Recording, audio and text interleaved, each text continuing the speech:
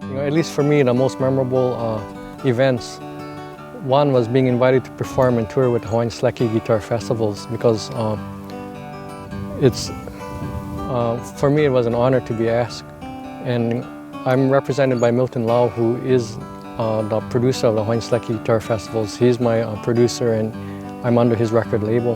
And because of Milton, because of what Milton has done for us, we got to actually go to the Grammys. We were on a compilation CD that was nominated for a Grammy. So the first year we got to actually go to the Grammys, and you're sitting in a room with all the guys, all the big names that you see on TV, man. And like Tony Bennett was a few seats in front of us.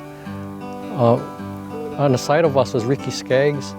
There was people like Carrie Underwood there.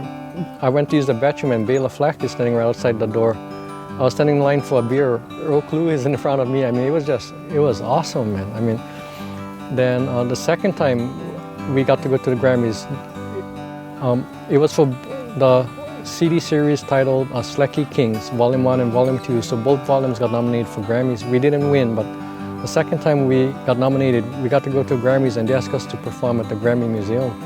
And that was a big one because I know without Milton's help or we would probably have never had that opportunity. But that was a real memorable moment, and it was nerve-wracking too because the people that's in the crowd. But what was really nice was what was different was like when if I go to a concert, they're unapproachable.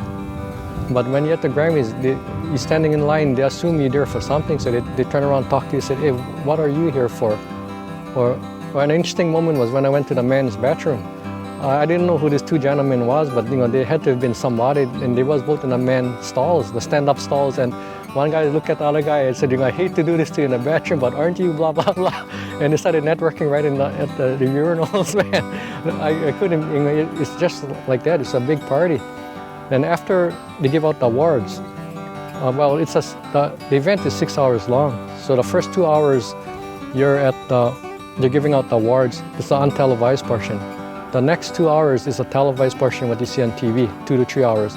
Then the last couple hours is just this big party, all the food and drinks you can have, and everybody's just raging. And I remember they have a main ballroom. Like I remember walking in the first Grammys and Shaka Khan was playing, and Chick Corea just walks up to the stage and jumps on the keyboards and takes a solo, and the place just goes nuts, man. Then I walked out of that ballroom and I walked into another room. It was called the Jazz Room, and I remember walking in and this song called I think it's called Morning Dance by Spyro Gyra was playing. I was thinking, oh, this cover band is good, man.